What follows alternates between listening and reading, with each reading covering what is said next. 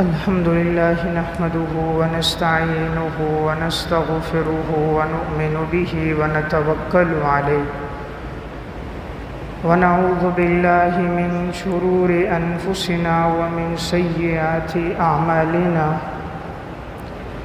من يهده الله فلا مضل له ومن يضلله فلا هادي له وأشهد أن لا إله إلا الله وحده لا شريك له وأشهد أن محمدًا عبده ورسوله أما بعد فأعوذ بالله من الشيطان الرجيم بسم الله الرحمن الرحيم إن الله يأمر بالعدل والإحسان وإيتاء ذي القربى وينهى عن الفحشاء والمنكر والبغي يعظكم لعلكم تذكرون وقال النبي صلى الله عليه وسلم من أحب أن يبسط له في رزقه وينسأ له في أثره فليصل رحمه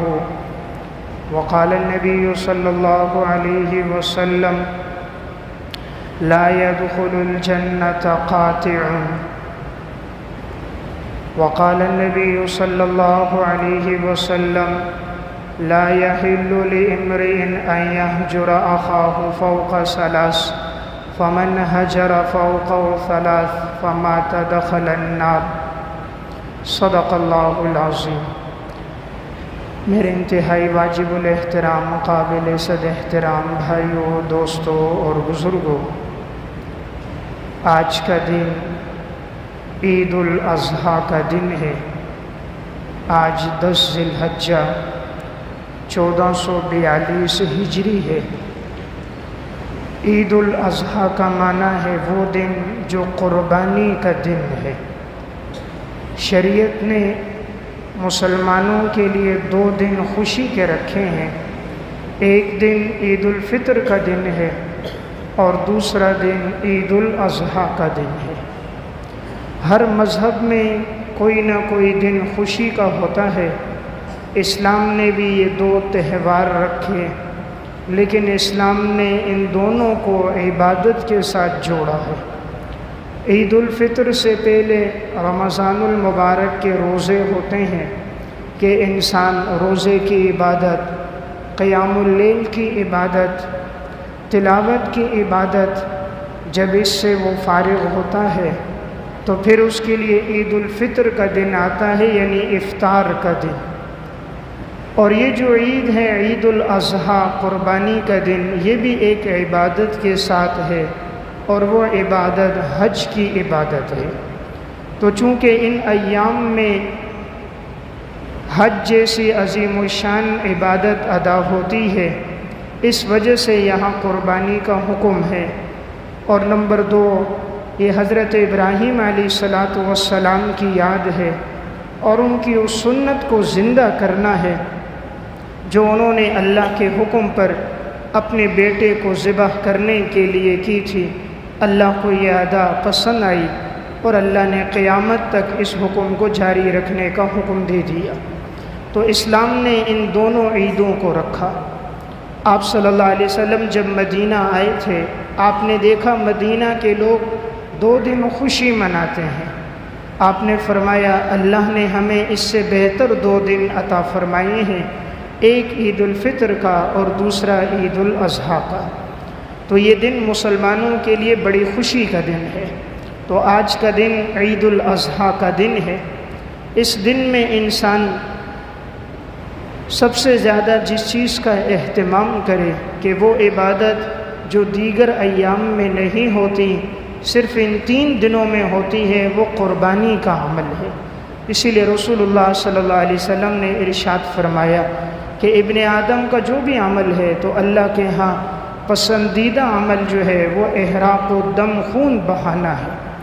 آپ نے فرمایا وَإِنَّهُ لَيَأْتِي يَوْمَ الْقِيَامَةِ بِقُرُونِهَا وَأَشْعَارِهَا وَأَزْلَافِهَا، اور یہ جانور قیامت کے دن اپنی سنگوں کے ساتھ، کھروں کے ساتھ، اور یہ جانور اپنے پاؤں کے ساتھ آئے گا وَإِنَّ الدَّمَ لَيَقَعُ مِنَ اللَّهِ بِمَكَانٍ قَبْلَ أَن يَقَعَ مِنَ الْأَرْضِ فَطِيبُوا بِهَا نَفْسًا۔ آپ نے فرمایا کہ جانور کے خون ابھی زمین پہ گرتا نہیں ہے کہ اللہ کے ہاں وہ مقبول ہو جاتا ہے، پس تم خوش دلی کے ساتھ اس عمل کو کیا کرو۔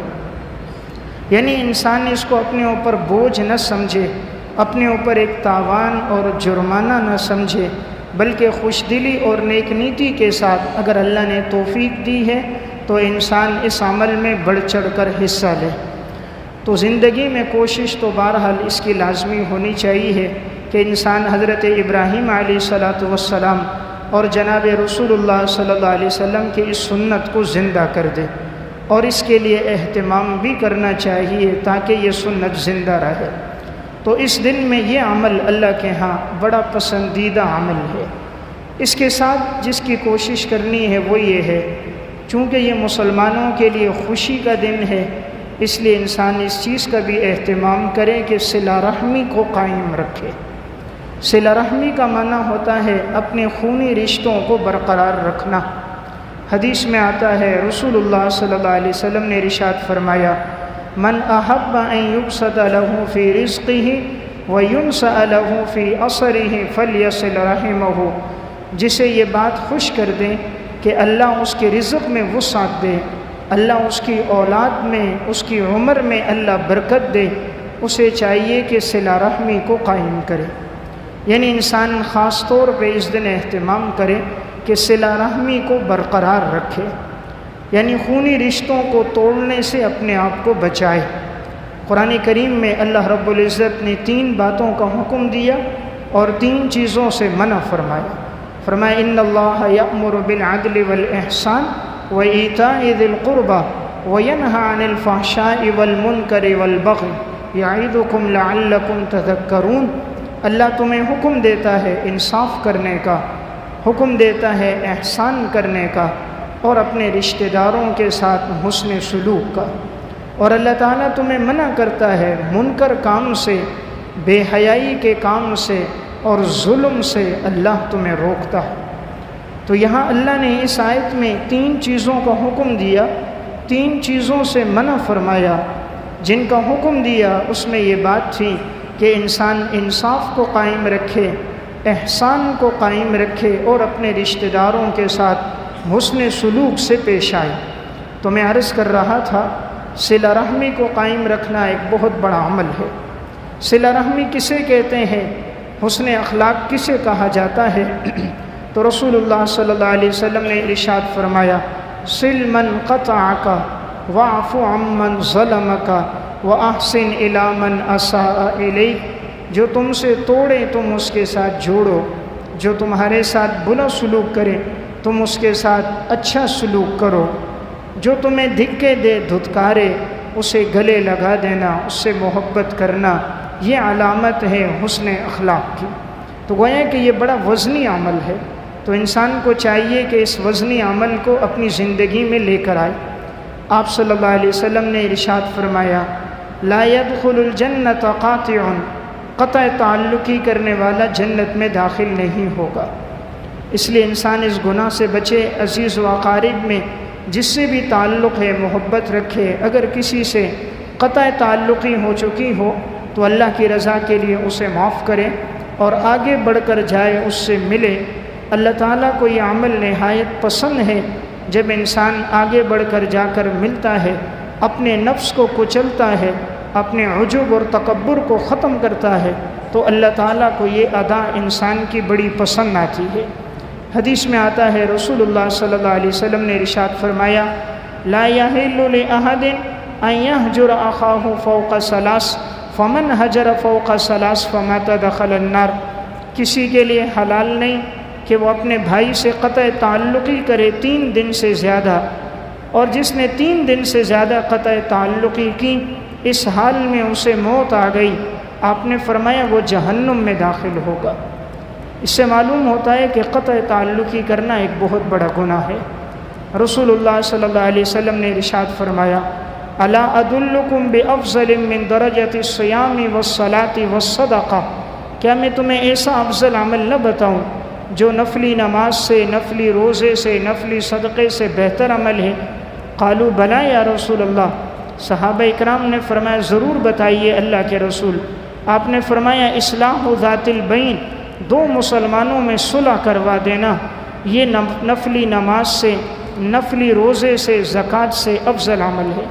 وفساد ذات البین الحالقہ، اور دو کے درمیان میں فساد ڈال دینا، یہ انسان کے دین کو مونڈ کے رکھ دیتا ہے۔ جس طرح استرے سے بال ختم ہو جاتے ہیں قطع تعلقی کرنے سے، دو کے درمیان قطع تعلقی اور فساد ڈالنے سے انسان کا دین ختم ہو جاتا ہے۔ اس لیے میں نے ایک عمل عرض کیا، قربانی کے عمل میں انسان بڑھ چڑھ کے حصہ لے۔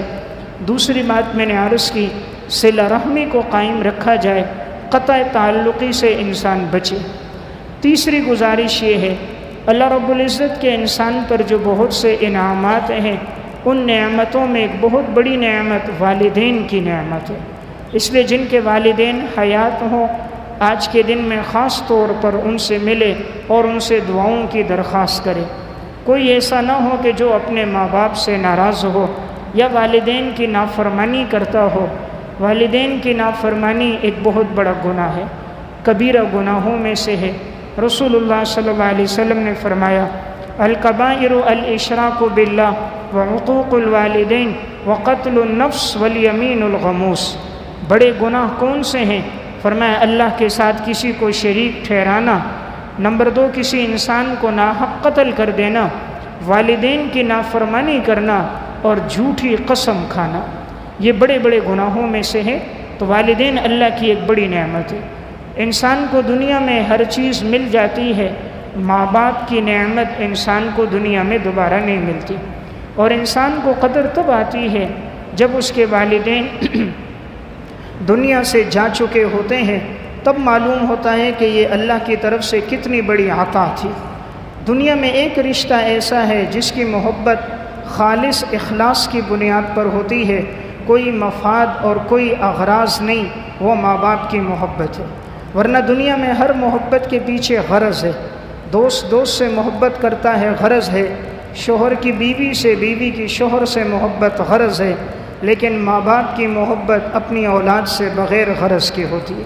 انہیں معلوم بھی ہوتا ہے کہ یہ بچہ بڑھاپے کا سہارا نہیں بن سکتا، مستقبل میں کما کر نہیں دے سکتا، لیکن ماں باپ اس بچے کی بھی خدمت کرتے ہیں۔ میں نے ایسا بچہ بھی دیکھا جو 18 سال سے معذور تھا، اور اس کی والدہ اسے بھی روزانہ غسل دے کر، کپڑے پہنا کر، چارپائی پہ ڈال کر دوپہر کے وقت باہر نکالتی، جیسے ہی سورج طلوع ہو تو طلوع ہونے کی کرنیں اس پر لگیں، دھوپ ہو جاتی تو اندر لے آتی، اپنے ہاتھ سے کھانا کھلاتی، اس کے بول و براز کو صاف کرتی۔ وہ کروٹ بدلنے کے قابل نہیں تھا، 18 سال سے یہ ماں اپنے اس بچے کی بھی خدمت کر رہی ہے۔ حالانکہ اسے معلوم ہے یہ بڑھاپے کا سہارا نہیں بن سکتا، یہ مستقبل میں کما کر نہیں دے سکتا، لیکن اگر یہی ماں باپ بوڑھے ہو جائیں، 18 سال تو دور کی بات، 18 مہینے تو دور کی بات، 18 دن خدمت کرنا ہمارے لیے مشکل ہو جاتا ہے۔ تو ماں باپ کی نعمت بہت بڑی نعمت ہے۔ انسان دوسروں سے کہتا ہے مجھے دعاؤں میں یاد رکھو، ٹھیک ہے، اس میں کوئی حرج نہیں، دوسروں سے بھی ضرور کہیں، لیکن آپ کے گھر میں دعاؤں کا سر چشمہ ماں باپ کی صورت میں موجود ہے۔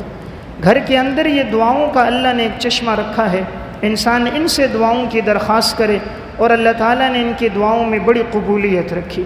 رسول اللہ صلی اللہ علیہ وسلم نے ارشاد فرمایا 3 آدمی ایسے ہیں جب دعا کرتے ہیں اللہ ان کی دعا فوراً قبول کرتا ہے، اللہ ان کی دعا رد نہیں کرتا۔ 3 دعوات مستجابات لا شک فیہن، 3 دعائیں ایسی ہیں جو اللہ فوراً قبول کرتا ہے اور اس کی قبولیت میں کوئی شک نہیں۔ نمبر 1 دعوت الوالد لولدہ، والد کی دعا اولاد کے لیے۔ نمبر 2 دعوت المظلوم، مظلوم کی دعا، اور نمبر 3 دعوت المسافر، مسافر کی دعا۔ تو ماں باپ کی دعا اولاد کے حق میں بڑی قبول ہوتی ہے، اس لیے انسان نافرمانی سے بچے، والدین سے دعاؤں کی درخواست کرے، ان کی طرف سے کوئی سخت جملہ بھی پیش آئے تو برداشت کرے کہ میں نے بچپن میں کتنی انہیں تکلیفیں اور اذیتیں دی، انہوں نے برداشت کیا، اگر آج یہ چند مہینے، چند ایام، چند سال بیمار ہو گئے تو انسان کو اپنے بچپن کا دور یاد ہونا چاہیے۔ ایک بزرگ تھے، لاٹھی کے سہارے چلا کرتے تھے، کمر جھک گئی تھی۔ ایک دن گھر کے صحن میں بیٹھے تھے، سامنے دیوار پر ایک کوا آ کر بیٹھ گیا۔ باپ اپنے بیٹے سے پوچھنے لگا، بیٹا یہ کیا ہے؟ بیٹے نے کہا، ابا جی یہ کوا ہے۔ تھوڑی دیر گزری، والد نے پھر پوچھا، بیٹا یہ کیا ہے؟ بیٹے کے لہجے میں تھوڑی سی سختی آئی، ابا جی کوا ہے۔ تھوڑا وقت گزرا، پھر والد نے کہا، بیٹا یہ کیا ہے؟ بچے کے لہجے میں اور سختی آئی، ابا جی کوا ہے، کوا ہے، کوا ہے۔ پھر باپ نے پوچھا، بیٹا یہ کیا ہے؟ کہا، ابا جی تجھے سمجھ نہیں آتا، 3 دفعہ تو بتا دیا ہے۔ باپ کے کان کے پاس آ کر زور سے کہا، کوا ہے، کوا ہے، کوا ہے۔ یہ بوڑھا باپ اٹھا، لاٹھی لی اور اندر گیا، اپنی الماری کو کھولا اور اندر سے اپنی ایک ڈائری نکال کر لایا، صفحے پلٹتا رہا اور ایک صفحہ کھولا اور اپنے بیٹے کے سامنے چشمہ لگا کر پڑھنے لگا۔ کہا، بیٹا جب تمہاری عمر کا 5واں سال تھا، گھر کا یہی صحن تھا، یہی چارپائی تھی، یہی دیوار پہ ایک کوا بیٹھا تھا، تم نے مجھ سے 17 دفعہ سوال کیا تھا، ابو جی یہ کیا ہے؟ میں نے کہا کوا ہے۔ تم نے کہا ابو جی کیا ہے؟ میں نے کہا کوا ہے۔ بیٹا میں نے ہر دفعہ محبت سے جواب دیا، تو نے 17 مرتبہ سوال کیا، میں نے 4 مرتبہ سوال کیا، تیرا لہجہ بدل گیا۔ یہ فرق ہے ماں باپ اور اولاد میں، یہ فرق ہوتا ہے والدین کا رویہ اولاد کے ساتھ اور اولاد کا برتاؤ ماں باپ کے ساتھ۔ تو یہ اللہ کی طرف سے بڑی نعمت ہے۔ کوئی سخت جملہ پیش آئے تو انسان اپنے بچپن کو یاد کرے، جب میں بولنے کے قابل نہیں تھا، میں کروٹ نہیں بدل سکتا تھا، اس وقت بھی میری ماں میری بات کو سمجھتی تھی، میں روتا تھا اسے سمجھ آ جاتی تھی، اسے بھوک لگی ہے، یہ رو رہا ہے، اس نے بول و براز اور پیشاب کیا ہے۔ آج کا نوجوان ماں باپ سے کہتا ہے تمہیں نہیں پتہ، تم حالات نہیں جانتے، حالات کے تقاضے کا تمہیں علم نہیں، سائنس نے کتنی ترقی کی تمہیں معلوم نہیں، اور تمہارے والدین تو اس وقت بھی جانتے تھے جب تو بول نہیں سکتا تھا، تیری ماں تو تیری ضمیر کو اس وقت بھی جان رہی تھی جب صرف تجھے رونا آتا تھا، اسے پتہ چل جاتا تھا میرے بیٹے کو تکلیف ہے، میرے بیٹے کو بھوک ہے، اسے کھانے پینے کی حاجت ہے یا اسے بول و براز کی حاجت ہے۔ ماں باپ تو اس وقت بھی سمجھتے تھے۔ اس لیے والدین اللہ کی بڑی نعمت ہے، جنہوں نے قدر کی اللہ نے انہیں عزتیں عطا فرما دی۔ اردو کی ایک کتاب ہے والدین کی اطاعت و نافرمانی واقعات کی زبانی، اس میں انہوں نے ایک واقعہ لکھا، ایک خاتون اپنی بوڑھی ماں کے ساتھ اور اپنے 3 بچوں کے ساتھ ایک فلیٹ میں رہتی تھی۔ اس کا شوہر کام کرنے صبح چلا جاتا، رات اندھیرے میں واپس آتا تھا۔ 2 بچیوں کی عمر، ایک کی 6 سال ایک کی 7 سال، بچیاں بڑی تھیں، اور جو اس کا چھوٹا بچہ تھا وہ دودھ پیتا بچہ تھا۔ ماں بالکل اپاہج اور معذور تھی، اس کے لیے کروٹ بدلنا بھی مشکل ہوتا تھا۔ ابھی ایک دن رات کو سوئے ہوئے تھے، شوہر گھر آیا نہیں تھا اب تک، اچانک آوازیں سنی کہ آگ لگ گئی، آگ لگ گئی۔ یہ عورت جلدی سے اٹھی، کھڑکی سے دیکھا تو لوگوں کا باہر جمگٹا لگا ہوا ہے اور فائر بریگیڈ کی گاڑیاں آ رہی ہیں، نیچے سے آگ لگ گئی تھی اور آگ بڑی تیزی کے ساتھ اوپر چڑھ رہی تھی، تو نیچے سے لوگ آواز دے رہے تھے کہ نیچے نہیں اترو، اوپر کی منزلوں میں چڑھ جاؤ۔ آگ تیزی کے ساتھ اوپر بڑھ رہی تھی۔ اس نے اپنی بچیوں کو جلدی سے جگایا، دونوں بچیاں دوڑتی ہوئی سیڑھیوں سے اوپر کی طرف چڑھ گئیں۔ اب آگ تیزی سے اوپر آنے لگی، ایک طرف معذور ماں تھی اور ایک طرف دودھ پیتا اکلوتا بیٹا تھا۔ اس وقت ماں کی کیا کیفیت ہوتی ہے جب آگ لگی ہوئی ہو؟ انسان تو یہ چاہتا ہے اولاد بچ جائے، سب سے زیادہ محبت انسان کو اولاد سے ہوتی ہے، لیکن اسے اپنی ماں سے محبت تھی کہ میری ماں کو کچھ نہ ہو، معذور ماں تھی۔ اس عورت نے اپنی ماں کو اپنے کندھے پر اٹھایا اور جلدی سے اوپر تیزی کے ساتھ اوپر چڑھی۔ جیسے اوپر پہنچی، آگ نیچے سے اوپر بڑھ گئی اور اس کے گھر کو جلا دیا۔ اب اس کا بچہ نیچے رو رہا ہے، رونے کی آواز آ رہی ہے، اور یہ نیچے جاتی ہے تو جا نہیں سکتی، چاروں طرف آگ ہی آگ ہے، لیکن ضمیر مطمئن تھا کہ میں نے اپنی ماں کو ترجیح دی ہے، اس کی جان بچائی ہے، اللہ آگ میں میرے بیٹے کی جان بچائے گا۔ فائر بریگیڈ کی گاڑیاں موجود تھیں، وہ آگ بجھانے لگیں۔ لوگوں نے حیرت انگیز منظر دیکھا، گھر کا سامان جل گیا، ارد گرد کی اشیاء جل گئیں، لیکن بچے کا ایک بال بھی نہیں جلا۔ اللہ نے بتایا جب ماں باپ کی محبت اطاعت دل میں ہوتی ہے تو اللہ جلتی آگ میں بھی لخت جگر کی حفاظت کرتا ہے۔ تو اللہ نے دکھلا دیا اس کے دل میں ماں کی محبت تھی، اللہ نے جلتی آگ میں اس کے بیٹے کی حفاظت کر دی۔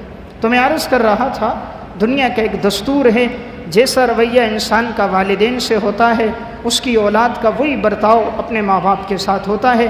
تو آج کا دن بڑا دن ہے، کوشش کی جائے ماں باپ کو خوش رکھیں، کوئی جملہ پیش آ بھی جائے تو اسے برداشت کریں۔ قرآن بھی یہی کہتا ہے لا تقل لہما اف، والدین کے سامنے اف نہ کہو، ولا تنہرہما، انہیں جھڑکو نہیں، وقل لہما قولا کریما، ان کے سامنے بات نرمی کے ساتھ کرو، واخفض لہما جناح الذل من الرحمہ، ان کے سامنے اپنے بازوؤں کو خدمت کے لیے بچھا دو۔ آج عید اسی کی ہے جس کے گھر میں اس کے ماں باپ زندہ ہیں۔ جس گھر میں والدین نہ ہو، جس گھر میں بزرگ نہ ہو، وہ گھر ہوتا ہوا بھی ویران ہوتا ہے۔ وہ عمارت ہوتے ہوئے بھی ایسی نظر آتی ہے کہ عمارت کی ہر دیوار اداس اداس ہوتی ہے۔ ماں باپ گھر میں ہوتے ہیں، ملنے والے آتے ہیں، بہن بھائی آتے ہیں، رشتہ دار اور عزیز و اقارب آتے ہیں۔ ماں باپ کا سایہ اٹھ جائے تو مجھے اور آپ کو کون ملنے آتا ہے؟ یہ بڑی اللہ کی نعمت ہے۔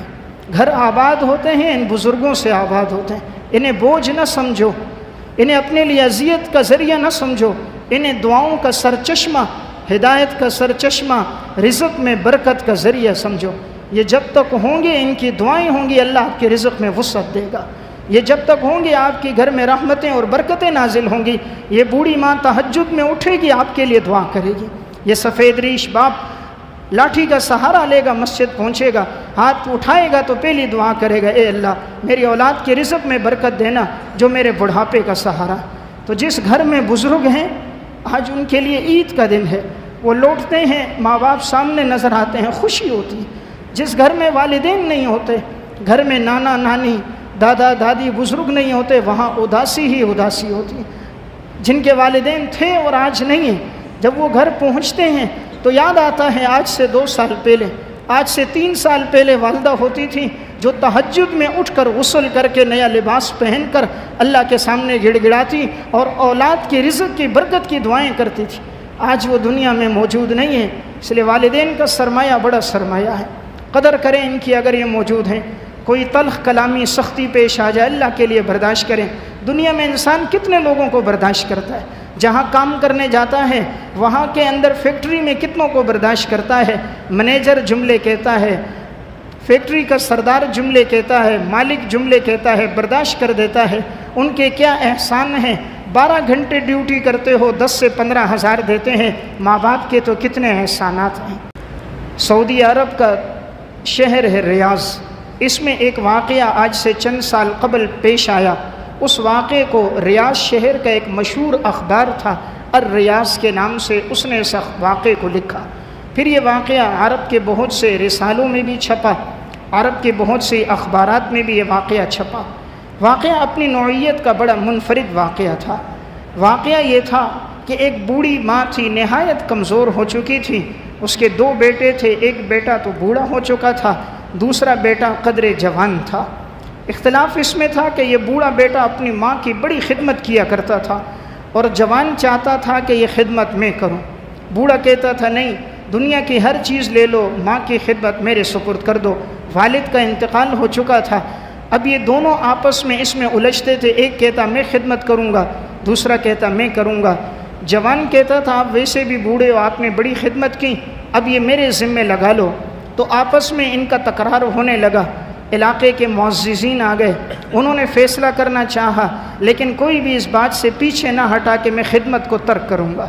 جب کسی طرح معاملہ نہ بننے لگا، آخر یہ معاملہ وہاں کی ہائی کورٹ تک پہنچ گیا، اور یہ سعودیہ کی تاریخ کا سب سے منفرد مقدمہ تھا کہ دونوں بیٹے اس بات پہ الجھے ہوئے ہیں کہ ایک کہتا ہے ماں کی خدمت میں کروں گا، میرے گھر میں رہے گی، دوسرا کہتا تھا ماں کی خدمت میں کروں گا۔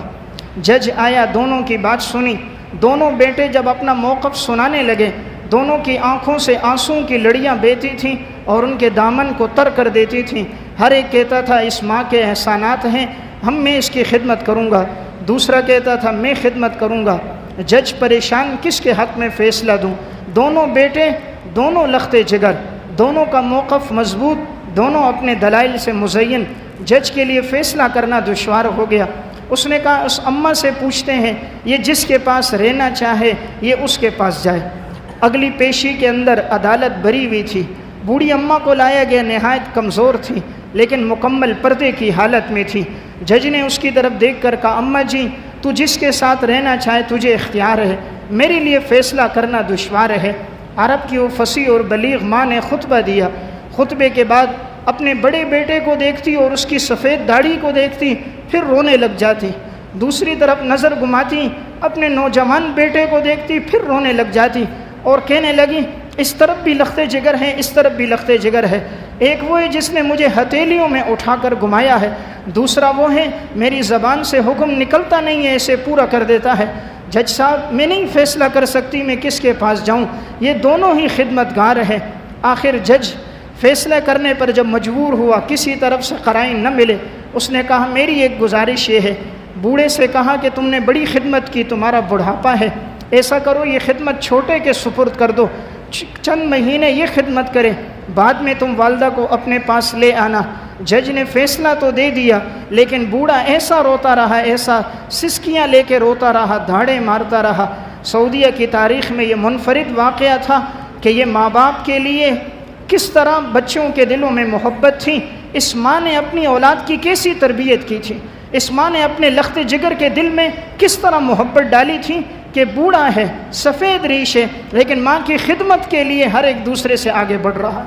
اس لیے میں نے ایک بات عرض کی، یہ بہت بڑی نعمت ہے جو اللہ نے کسی کو عطا کی ہے، آج کے دن میں اس کی کوشش کریں، والدین حیات ہیں قدردانی کریں، دعائیں لیں۔ دوسری گزارش، والدین بھی اس بات کا اہتمام کریں، اپنی اولاد کے ساتھ حسن سلوک سے پیش آئیں۔ عموماً دیکھنے میں یہ آتا ہے ماں باپ کبھی انصاف نہیں کرتے، کسی ایک بیٹے کو ترجیح دیتے ہیں، دوسروں کو نہیں دیتے۔ اولاد کے درمیان میں ہمیشہ انصاف کریں، سب کو ایک نظر سے دیکھیں۔ آپ صلی اللہ علیہ وسلم کے پاس ایک صحابی آئے، کہا یا رسول اللہ میں آپ کو گواہ بناتا ہوں۔ آپ نے فرمایا کس چیز پر؟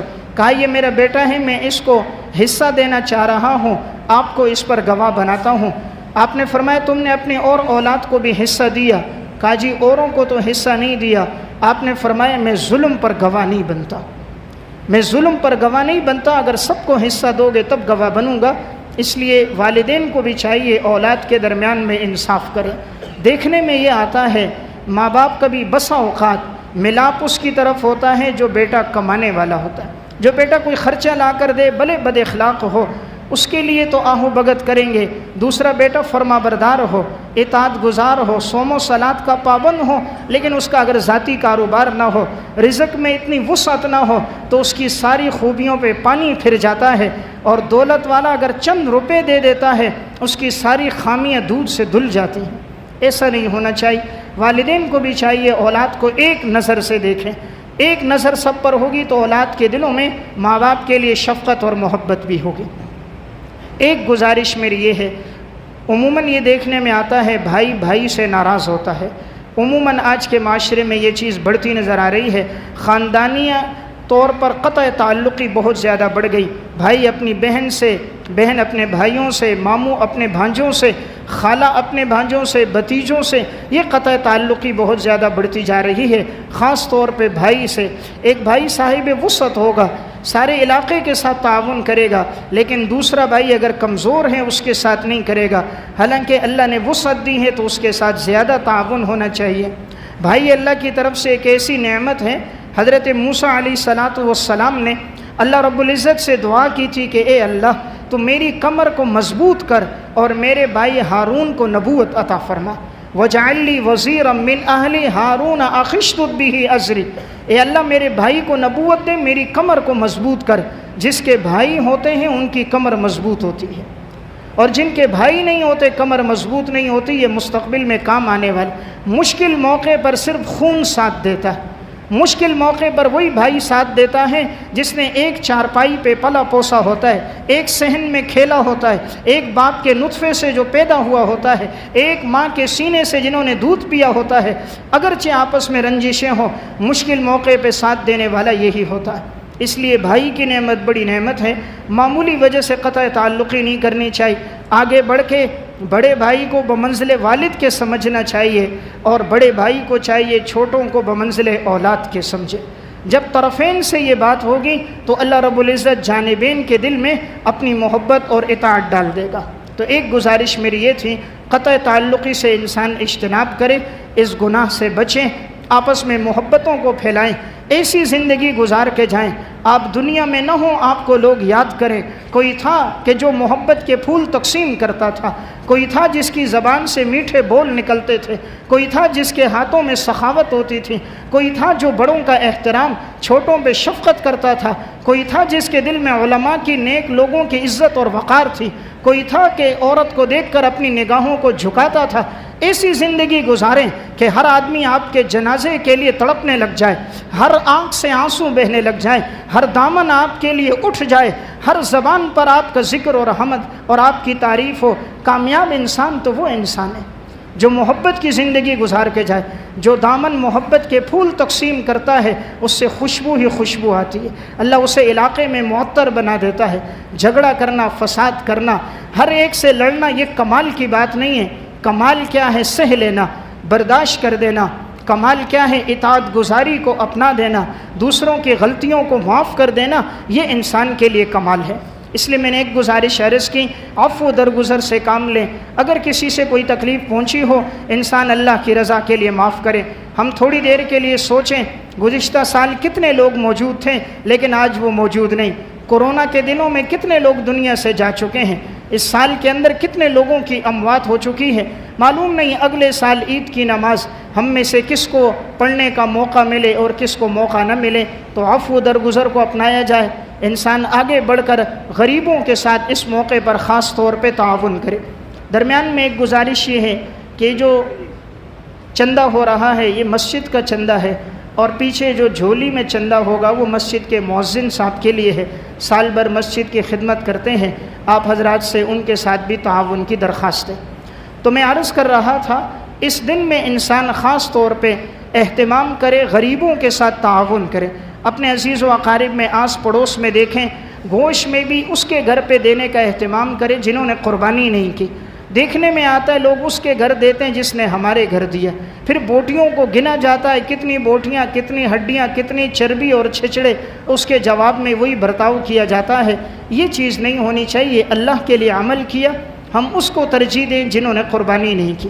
اور آخری ایک گزارش، اس کا اہتمام کریں، اپنے رشتہ داروں میں، عزیز و اقارب میں کوئی مستحق ہو، عید کی خوشیوں میں ہم ان کے ساتھ ضرور تعاون کریں اور انہیں اپنے ساتھ ان خوشیوں میں شریک کریں۔ خاص طور پہ رشتہ داروں میں، پڑوسیوں میں کوئی ہو۔ آپ صلی اللہ علیہ وسلم نے فرمایا، واللہ لا یؤمن واللہ لا یؤمن واللہ لا یؤمن، اللہ کی قسم وہ مسلمان نہیں، اللہ کی قسم وہ مسلمان نہیں، اللہ کی قسم وہ مسلمان نہیں۔ صحابہ اکرام نے پوچھا کون مسلمان نہیں؟ آپ نے فرمایا الذی یشبع وجارہ جائع الی جنبہ، جو خود پیٹ بھر کے کھانا کھائے اور اس کے پڑوسی اس کے پہلو میں بھوکے ہوں۔ آپ نے فرمایا اللہ کی قسم وہ مسلمان نہیں۔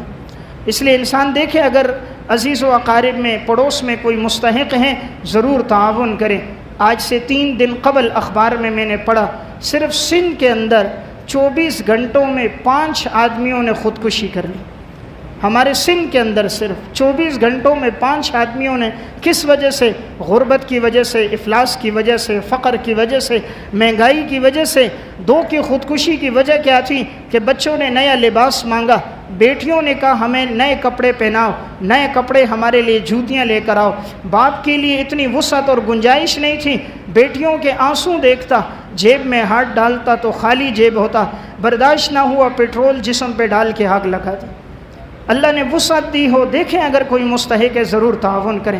ہم کسی کے جنازے اٹھنے کا کیوں انتظار کرتے ہیں؟ جنازہ اٹھے تو کندھا دینے کے لیے بھاگتے ہوئے جاتے ہیں، زندگی میں کسی کا کندھا کیوں نہیں بنتے؟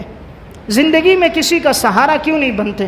بھائی اپنے بھائی سے سلام نہیں کرے گا، بھائی اپنی بہن سے قطع تعلق ہی کرے گا، وہی بہن اگر مر جائے جہاز کا ٹکٹ لے کے جنازے میں جائے گا، جب تک وہ زندہ تھی اس سے ملنے کے لیے نہیں گیا، اور اب دنیا کو دکھانے کے لیے، دکھلاوے کے لیے جا رہا ہے۔ یہ عمل اللہ کے ہاں تو قبول نہیں۔ دنیا میں سہارا بنے، اللہ کی رضا کے لیے سہارا بنے۔ ہم اس چیز کا انتظار نہ کریں یہ مر جائے گا تو ہم اس کے گھر میں کھانا دیں گے۔ 2 سال قبل محاسن اسلام رسالے میں ایک واقعہ چھپا، ایک شخص کا انتقال ہو گیا اور اس کے 3 بچے تھے. بچوں کی عمر 3 سال 4 سال 6 سال تھی. گھر میں کمانے والا کوئی نہیں تھا، یہ بیوہ تھی. اب ایک بچہ بیمار ہو گیا. لوگوں نے کچھ تعاون تو کیا، 2 دن 3 دن کھانا آتا رہا، دائیں بائیں سے تعاون ختم ہو گیا. اب یہ بچہ بیمار ہوا. یہ بیوہ عورت گھر کے اندر دیکھا تو کوئی مال و زر کچھ بھی نہیں تھا. مزدور تو وہی کماتا ہے جو دن کو کمایا رات کو کھایا ختم ہو جاتا ہے. اب یہ بیوہ اپنے بچے کو علاج کے لیے ڈاکٹر کے پاس لے کر گئی. انہوں نے پہلے فیس کا مطالبہ کیا. اس نے کہا میرے پاس تو فیس نہیں ہے، نہ دوائیوں کے پیسے نہ فیس کے. بتائیں شوہر کا انتقال ہو گیا، چھوٹے بچوں کا ساتھ ہے، کچھ میرے ساتھ نرمی کا معاملہ ہو جائے. انہوں نے کہا اس وقت تک ٹوکن نہیں ملتا جب تک تم فیس ادا نہ کرو. اب یہ اسٹور پر گئیں دوائی لینے کے لیے کہ دوائی دے دو، میں پیسے لوٹا دوں گی اگر کہیں سے آ گئے. انہوں نے کہا ہمارے ہاں ادھار بند ہے، تم یہ اشتہار نہیں دیکھ رہی کہ ادھار قطعی طور پہ بند ہے. اب یہ ماں کہتی ہے میں گھر لوٹی اور میرا وہ بچہ نہایت بیمار تھا. پڑوس میں ایک سے قرضہ لینے گئی، اس نے نہیں دیا. دوسرے کے پاس گئی، اس نے نہیں دیا. ہر ایک کہتا تھا تمہارا شوہر مر گیا، تمہیں دیں گے تو واپس کون کرے گا. یعنی محبت ختم، ایثار ہمدردی ختم. یہ نہیں دیکھا جاتا کہ اس کے گھر میں کمانے والا کوئی نہیں، اللہ کے نام پر دے دیے جائے. کہا تمہیں دیں گے تو واپس کس سے لیں گے. آخر کسی نے کوئی تعاون نہ کیا تو یہی بچہ بیماری کے حالت میں ایڑیاں رگڑتے رگڑتے ماں کے سامنے انتقال ہو گیا. پھر دوسرا بچہ بیمار ہو گیا. اب یہ ماں اپنے گھر کا ایک سامان بیچتی، دوسرا بیچتی، تیسرا اس نے گھر کی چارپائیاں فروخت کر دی، گھر کے پنکھے فروخت کر دیے اپنے دوسرے بیٹے کی بیماری پر، لیکن بیماری میں شفا نہ ہوئی. اب جب یہ بچہ دوسرا بیمار ہو گیا زیادہ تو جو چھوٹا تیسرا بچہ تھا وہ قریب میں آ گیا اور اپنی ماں سے کہنے لگا اماں جی یہ ہمارا بھائی کب مرے گا کہ لوگ ہمارے گھر میں 3 دن تک کھانا بھیجیں گے. کتنے دن سے گھر میں کھانا کوئی نہیں کھایا، یہ بھائی کب مرے گا کہ لوگ ہمارے گھر میں کھانا بھیجیں گے. ہم کسی کے مرنے کا کیوں انتظار کرتے ہیں؟ جب تک جنازہ نہ اٹھے کسی کے گھر میں کیوں کھانا نہیں بھیجتے؟ یہ رحم، یہ ہمدردی، یہ جذبہ ایثار کہاں چلا گیا؟ یہ صحابہ اور سلف کے واقعات کدھر چلے گئے؟ اس لیے اللہ نے دیا ہے جنازے اٹھنے کا انتظار نہ کریں، میت کا انتظار نہ کریں. آس پڑوس میں رشتہ داروں میں مستحق ہیں، اللہ کے لیے تعاون کریں. اللہ آپ کو دنیا میں بھی لوٹائے گا، آخرت میں بھی لوٹائے گا. تھوڑی دیر کے لیے تصور کرنا اگر میرا انتقال ہو جاتا، میرے یہ چھوٹے بیٹے ہوتے، میری بیوی اس طرح اس کی حالت ہوتی تو میرے دل پہ کیا گزرتی. یہ بھی کسی کی بیوی تھی، اللہ کا فیصلہ، اس کے شوہر کا انتقال ہوا، اللہ کا فیصلہ کہ وہ تنگ دستی میں زندگی گزار رہا ہے. اس لیے میں نے ایک گزارش عرض کی، عزیز و اقارب میں رشتہ داروں میں کوئی اگر مستحق ہو ہم بڑھ چڑھ کے حصہ لیں، ان کے ساتھ ضرور تعاون کریں. اس بیوہ عورت کی دعائیں ہمیں وہ مقام دلا دیں گی جس مقام تک شاید ہم اپنی عبادت سے نہ پہنچ سکیں. ہم اپنی عبادت اور ریاضت سے وہ مقام نہیں لے پاتے جو بسا اوقات کسی کے دل سے نکلنے والی دعا ہمیں وہ مقام دلا دیتی ہے. اس لیے کوشش کریں عزیز و اقارب میں اپنے پڑوس میں کوئی مستحق ہو، اللہ کی رضا کے لیے تعاون کریں. ہر آدمی اپنی گنجائش کے مطابق کرے، مقصود اللہ کی رضا ہو. اللہ اس کا بہترین بدلہ لوٹاتا ہے. اللہ رب العزت کی ذات بڑی غنی ذات ہے. جب وہ دیکھتا ہے میرا بندہ میری رضا کے لیے کر رہا ہے، اللہ اس سے بڑا خوش ہو کر انسان کو اس کا بہترین بدلہ دنیا اور آخرت میں لوٹاتا ہے.